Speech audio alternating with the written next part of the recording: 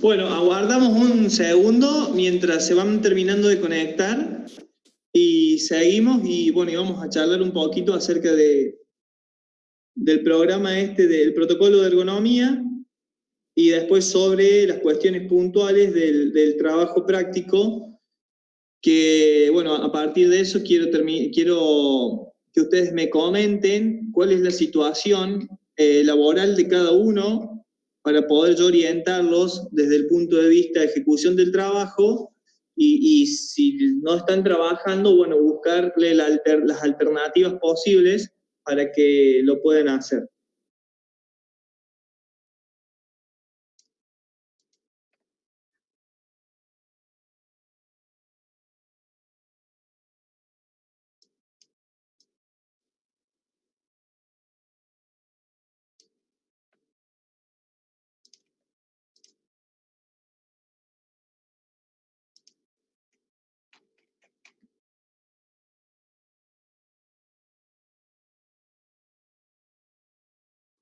Lógicamente que para continuar avanzando sobre el cumplimiento de estos considerando del programa, debemos generar las formas y tener en cuenta el método en realidad de cómo se va a trabajar cada situación particular. Y eso tiene que estar documentado.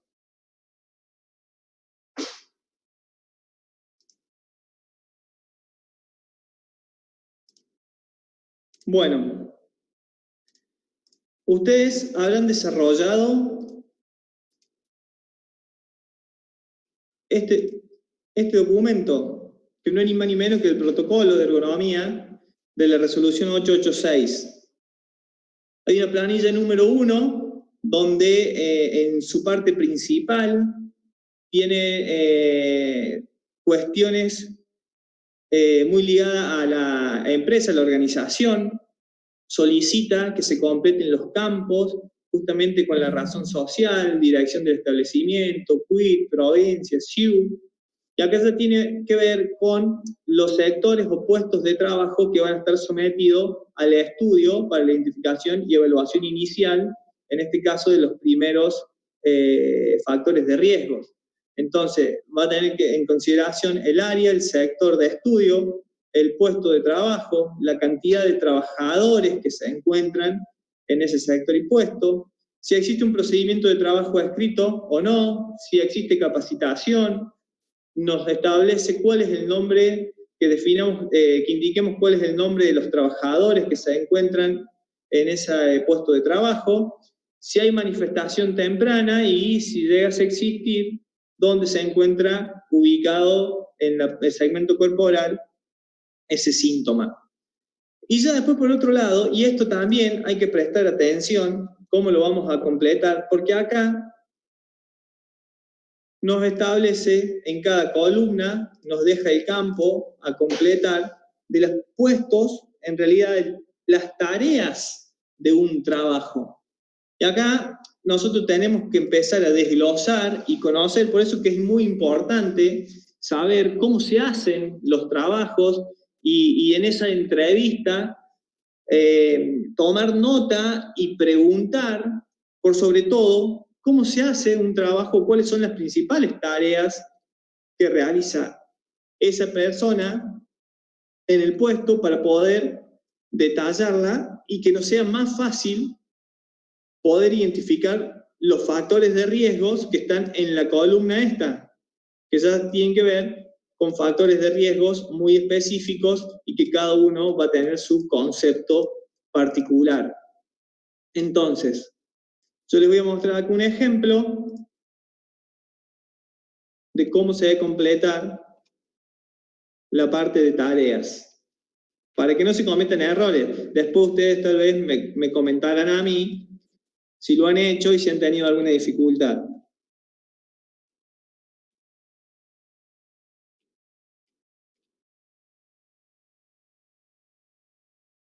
Bueno.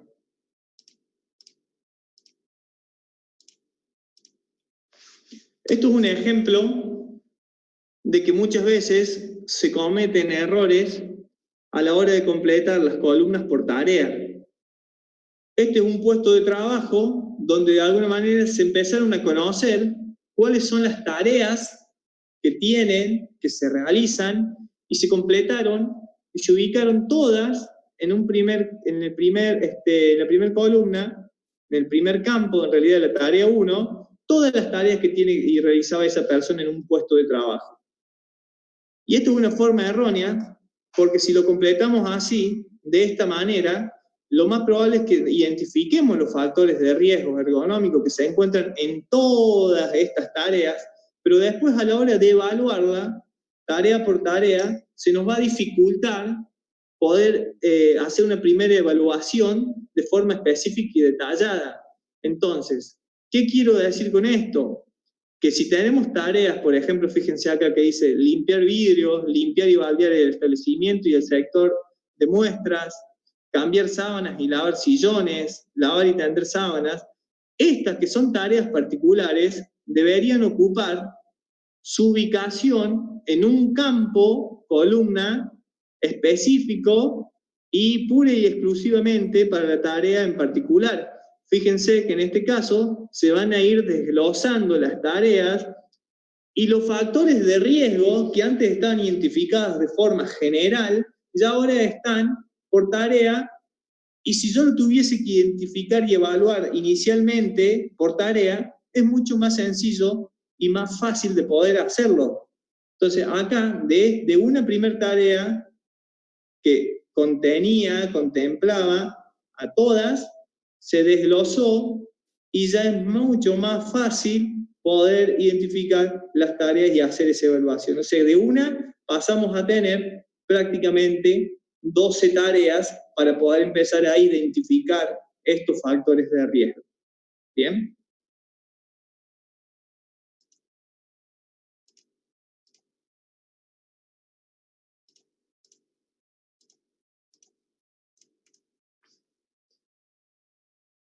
Por otro lado, una vez que empezamos a completar los campos con las tareas, próximo trabajo es identificar los factores de riesgo y también tener en cuenta el tiempo real de exposición de forma acumulativa para cada factor de riesgo identificado. Luego que completamos y tenemos en cuenta el tiempo de exposición real a los factores de riesgo identificados, podremos empezar, de acuerdo al flujograma, a realizar la evaluación inicial para cada factor de riesgo aplicando la planilla número 2, que es evaluación inicial justamente. Entonces, para esta evaluación inicial, nosotros lo que tendremos que empezar a considerar algunos datos específicos del puesto de trabajo para poder primero responder al paso número 1, que es en este caso, para después poder saber si en este caso el riesgo le corresponde un sí, poder pasar ya directamente al paso número 2 para seguir avanzando sobre la evaluación inicial, donde las preguntas serán más abarcativas, se considerarán otros aspectos sobre ese factor de riesgo para poder seguir avanzando en esta evaluación inicial y de alguna manera, al finalizar, poder saber y conocer en realidad si el riesgo es tolerable o de alguna manera que por sus características se presume que no es tolerable, entonces va a requerir de una evaluación ergonómica específica, que ahí ya sí, como yo les dije anteriormente, va a tener intervención un profesional con conocimiento en ergonomía, certificado y avalado, y de alguna manera un profesional ergónomo para poder aplicar estos métodos. O sea, ¿hasta dónde llegaríamos nosotros dentro del campo de la seguridad e higiene en el trabajo? Si lo hablamos desde este punto de vista, podríamos llegar hasta la evaluación inicial. Esto no significa que podamos seguir aplicando el resto de las planillas, lógicamente, porque vamos a tener que ir interactuando con los profesionales que correspondan. Pero dentro de la gestión podemos interactuar, pero dentro de las evaluaciones podemos llegar hasta la evaluación inicial de los factores de riesgo ergonómicos.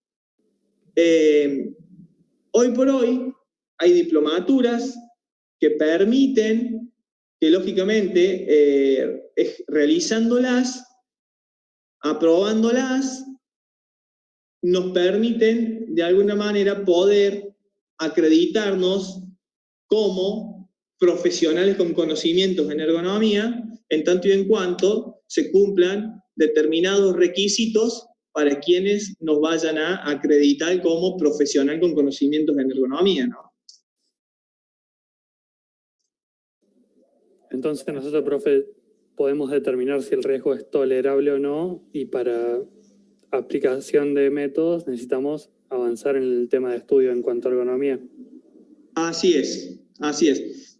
O sea, nosotros, hoy por hoy, suponte, vos me decís, mira, Ariel, yo me recibo de técnico en higiene y seguridad o licenciado en higiene y seguridad, podríamos hacer esta primera evaluación, ¿no? Que es la evaluación inicial de los factores de riesgo ergonómico. Ahora, si nosotros queremos seguir avanzando sobre los aspectos de la ergonomía, tendríamos que empezar a profesionalizarnos, a conocer y acreditarnos dentro del campo de la ergonomía para pasar a ser un profesional con conocimiento en ergonomía.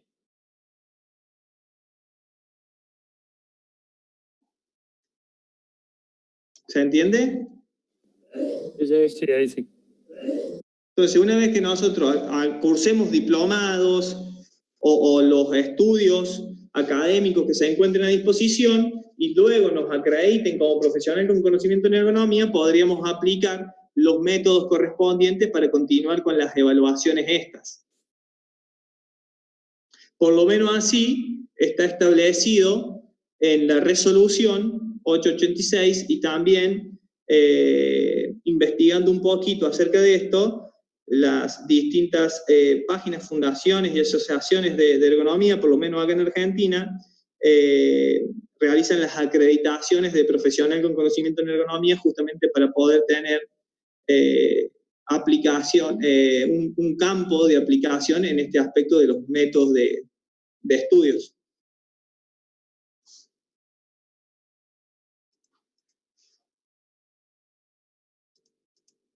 Y por otro lado, ya después que se evalúan cada factor de riesgo particular y puntual, ustedes van a ver que hay distintas condiciones de trabajo, características para cada factor de riesgo. Tenemos dos planillas finales, que es la planilla número 3 y la planilla número 4. En la planilla número 3, de alguna manera, se van a identificar todo lo que son las medidas correctivas y preventivas, que aquí si así también va a participar el profesional con conocimiento en ergonomía y el ergónomo también, pero así también los actores que estén involucrados dentro del programa de ergonomía para la toma de decisiones y ayudar a la toma de decisiones. Y luego, una vez que se establecen las medidas correctivas y preventivas, para su seguimiento, existe una planilla número 4, que es una matriz justamente de seguimiento de medidas preventivas y correctivas, que se va a ejecutar por puesto de trabajo justamente para conocer su evolución en el tiempo de avance o no sobre lo que se ha establecido en un momento en la matriz de medidas correctivas específicas y preventivas. ¿Bien? Entonces, ¿qué es lo que busca? Y vuelvo a remarcar esto. ¿A qué nos ayuda esta herramienta que es el protocolo? A tener una gestión de los factores de riesgos ergonómicos dentro de una organización y ser una parte más de un programa de ergonomía integrado para una empresa.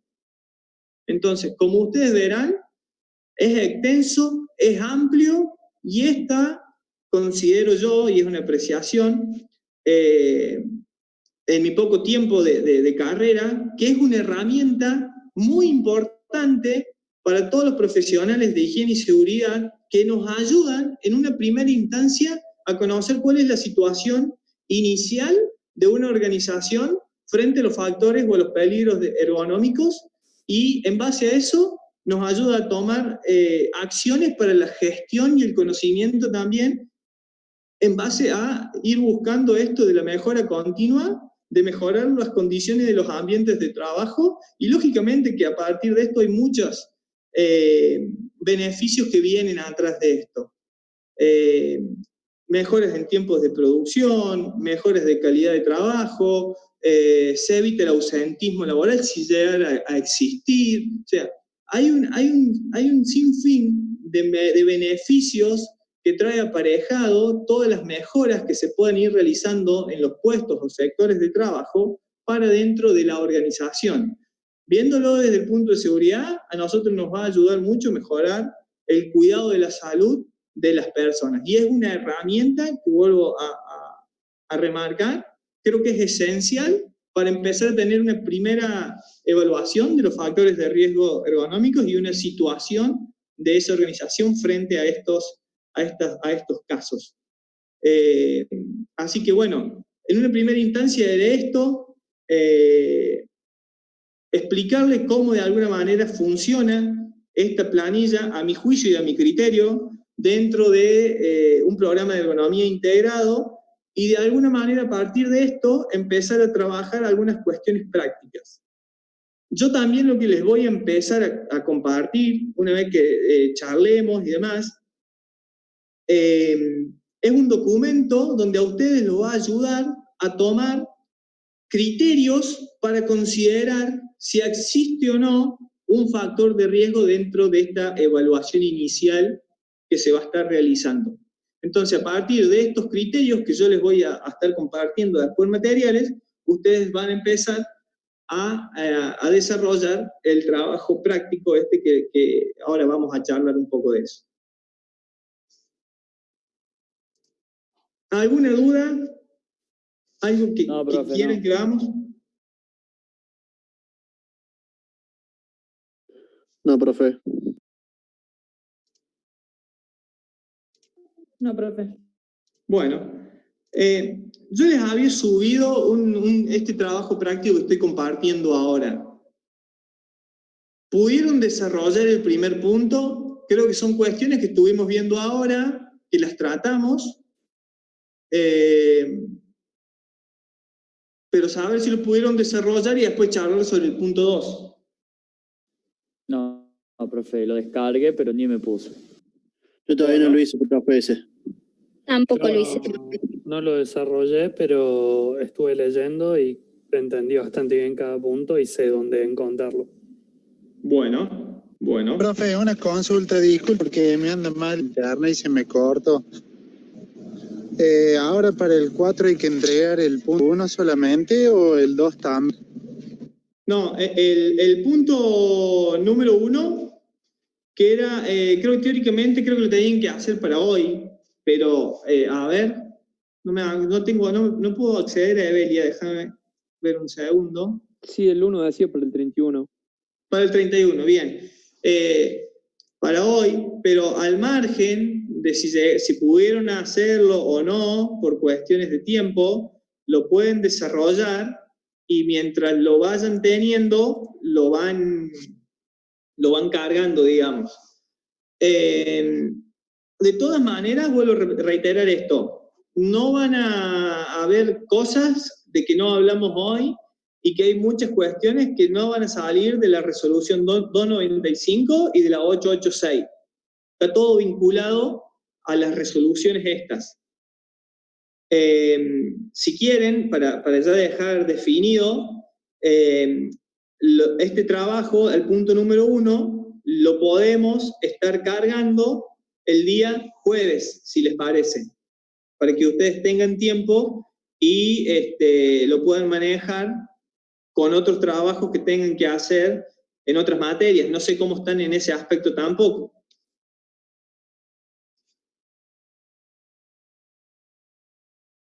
¿Cómo, profe? No entendí esa parte. ¿Cómo Sí, están? yo creo que para el jueves estaría bien. ¿Cómo están con trabajos prácticos de otras materias? Yo estoy hasta la cabeza de trabajo, profe. Ay, como siempre, Bastante pero complicado. yo creo que Lleno de trabajo.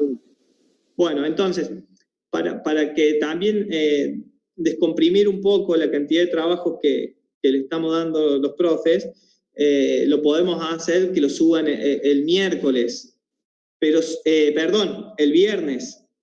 Pero sí me gustaría,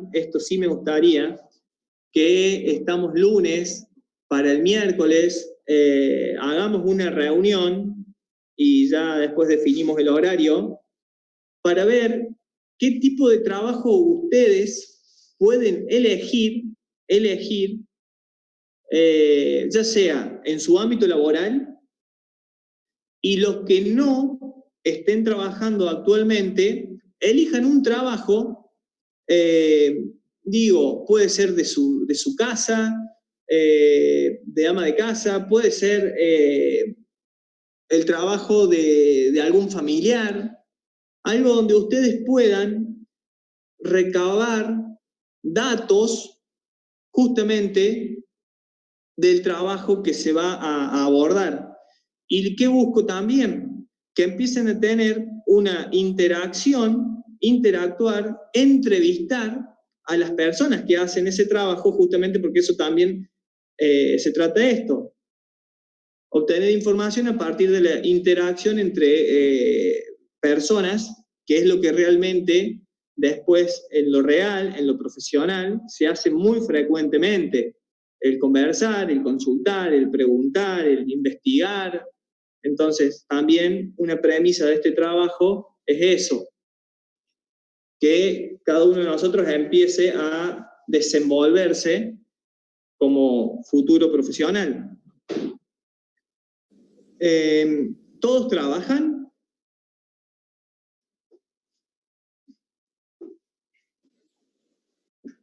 La mayoría, profe. ¿La mayoría?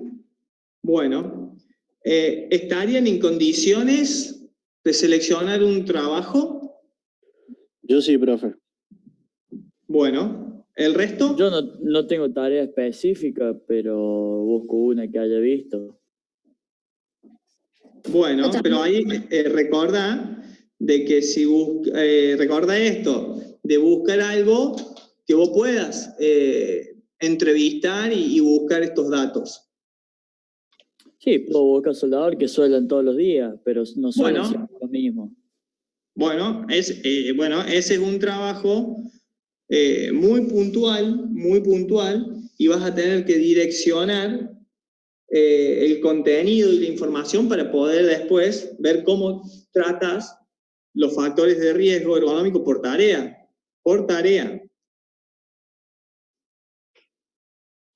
Entonces, Sí. ¿qué quiero decir con esto, Fernando? Si vos tenés un puesto, por ejemplo, un sector, no sé, lo vamos a llamar estructuras, y tenés un puesto de soldadura, en ese puesto de soldadura, si no siempre son las mismas estructuras que se fabrican, vas a tener tal vez distintas tareas.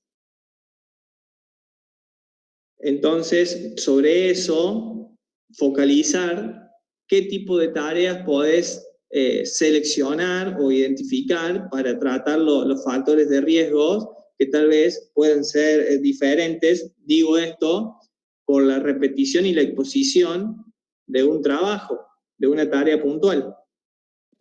Bien. ¿Qué digo con esto? Si yo tengo el trabajo de envasar mermeladas, por ejemplo, y yo sé que prácticamente va a ser el trabajo de forma continua y repetitiva y voy a tener muy pocas variables. Entonces, para la hora de identificar factores de riesgo ergonómico, me va a ser más sencillo. Si yo tengo un puesto de trabajo, un sector de administración, y el puesto es de administrativo contable, y siempre hago lo mismo en ese puesto de trabajo, también me va a ser mucho más fácil a la hora de identificar los factores de riesgo ergonómico. ¿Qué quiero decir con esto? Que busquen, seleccionen trabajos donde por las condiciones en las que están dadas, la manera de abordar las clases y la manera de recurrir a la información les sea sencillo para ustedes. De todas maneras, y vuelvo a abrir paréntesis acá, es una primera conversación que estamos teniendo. Yo les voy a ayudar y les voy a hacer un seguimiento. Entonces, por eso es de que vamos a decir si para el miércoles que viene ustedes ya pueden tener algo seleccionado, ya juntarnos el miércoles que viene y yo en base a eso ir ayudándolos para orientarlos en esta primera instancia.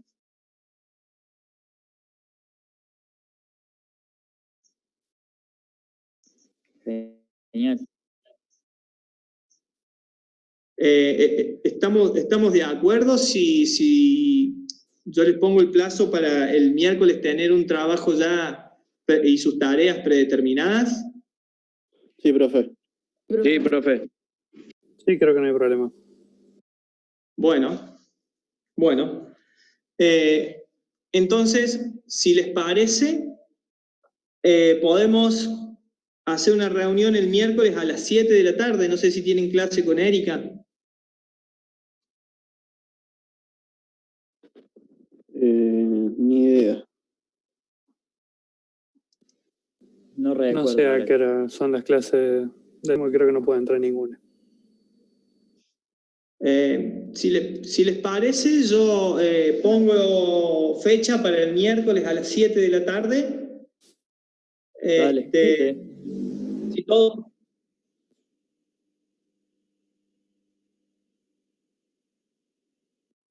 Ajá.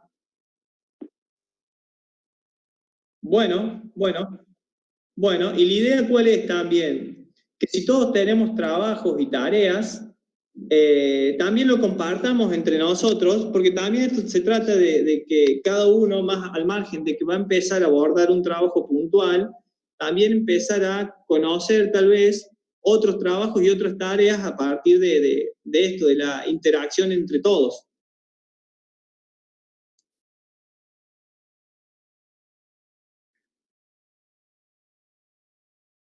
Así que bueno.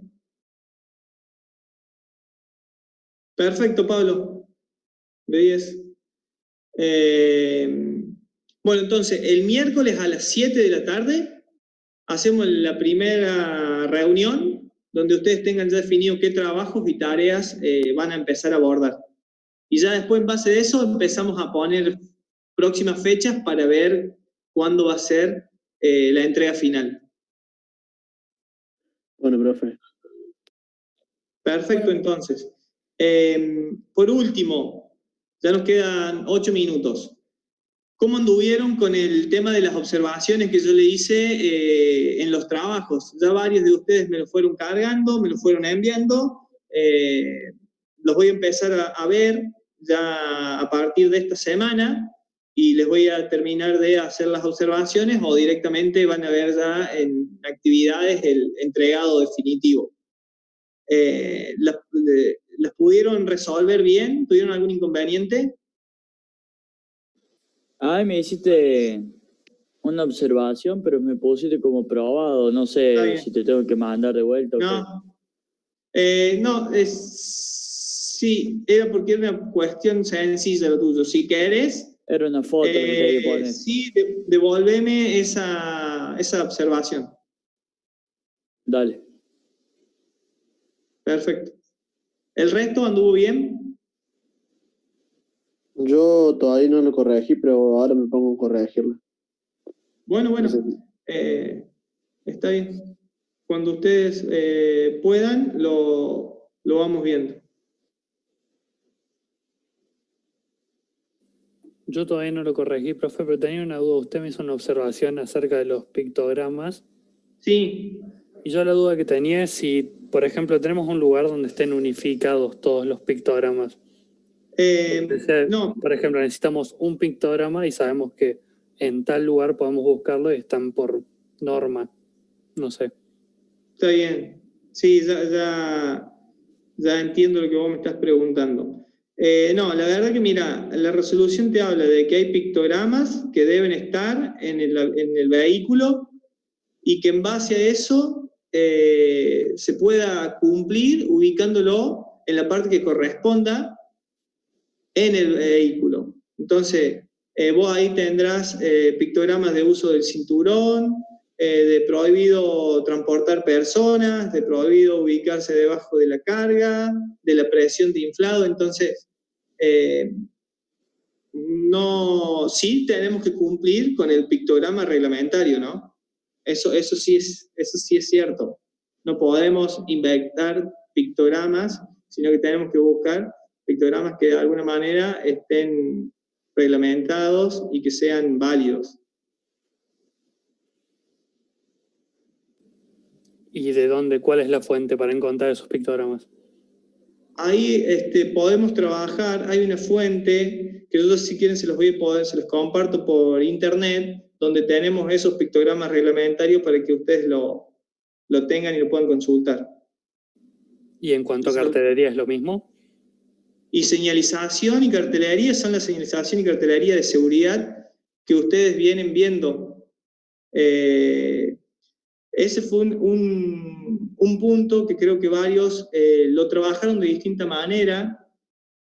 Algunos pusieron cartelería que correspondería ubicar de acuerdo a los peligros que ustedes fueron identificando, pero no todos se concentraron en la cartelería reglamentaria de seguridad e higiene. Ni en el pictograma, ni tampoco en la leyenda. Eso puntualmente, por ejemplo, varios me decían que había que trabajar y determinar las velocidades máximas de circulación. Perfecto, yo estoy de acuerdo en eso. Pero sí le faltó en la parte de cartelería qué cartel ubicaría y en qué zona tal vez de trabajo.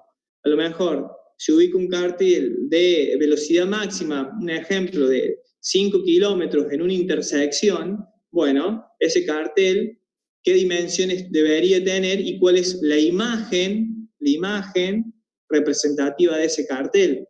A lo mejor en el exterior podríamos tener velocidad máxima de 10 kilómetros o 20 kilómetros. Bueno, faltaba como argumentación y imagen ejemplificativa del cartel que vayamos a ubicar.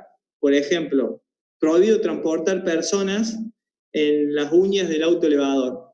Está bien, pero faltaba la imagen del cartel de seguridad que represente esa situación, esa prohibición. ¿Se entiende? Sí, profe. Eso es lo que yo les marqué a varios. Por ejemplo, se podría haber puesto cartel que indique no circular en contramano en determinados pasillos. Por eso que yo dejé que cada uno de ustedes definiera cuáles iban a ser las medidas de seguridad para el tránsito también, pensando en que si yo tengo que hacer una visita, por ejemplo, si yo tengo que hacer una visita a ese depósito, bueno, cuáles son los carteles que yo por lo menos leyendo, informándome, debería cumplir, por lo menos las medidas de seguridad. Lo mismo para las personas que trabajan en el interior del depósito. Ustedes vieron que yo les puse ejemplo, les puse dentro del caso de que había personas también trabajando en la forma operativa en la búsqueda de mercadería y control también. Entonces, si tenemos personas caminando para ese tipo de tareas y tenemos circulación de autoelevadores también en los mismos pasillos, entonces necesitaríamos definir cuáles son las sendas para peatonales y los lugares que puedan circular esos autoelevadores, lo mismo que en las intersecciones y demás. O sea, yo lo dejé que cada uno de ustedes abarcara dentro de todas las medidas preventivas estas de seguridad, cuáles eran las más aplicables al caso este, hipotético, ¿no? Sí, yo creo que con lo que más tuve problemas fue con el tema de señalización, porque si bien, o sea, no recuerdo que en lo que llevamos de carrera hayamos visto algo específico de señalización, más que la norma IRAN de los requisitos que tenían que tener las señales. Por ejemplo, yo en una situación de ejemplificación en que necesito poner, no sé, obligatorio el uso de casco, yo he visto 20 señales distintas de cómo es una señal de obligatorio el uso de casco, pero no sé si hay una normalizada, si es sí o sí una, si necesito ponerla de ejemplo, de dónde la saco, si queda diseño propio, eso es lo que no sé yo. No, ahí vos te referís a la parte de carteles de seguridad, ¿no? Sí, en ese sentido sí. Sí, no, hay cartelería reglamentaria de lo que es obligación, en este caso que vos decís, de usar casco de seguridad. De hecho, todo lo que es obligación tiene fondo blanco, una circunferencia, en este caso de color azul, con el pictograma, en este caso en blanco, y las letras o la leyenda que determinan la obligación del casco de seguridad. Sí, eso está todo reglamentado. Y también, de hecho, los tamaños de los carteles están reglamentados. Yo les puedo compartir también, si a ustedes les parece, este tipo de cartelería para que ustedes lo tengan como referencia y lo puedan trabajar. Me sería muy útil. Bueno, todo lo que es cartelería yo lo comparto y para que ustedes lo puedan descargar y trabajar.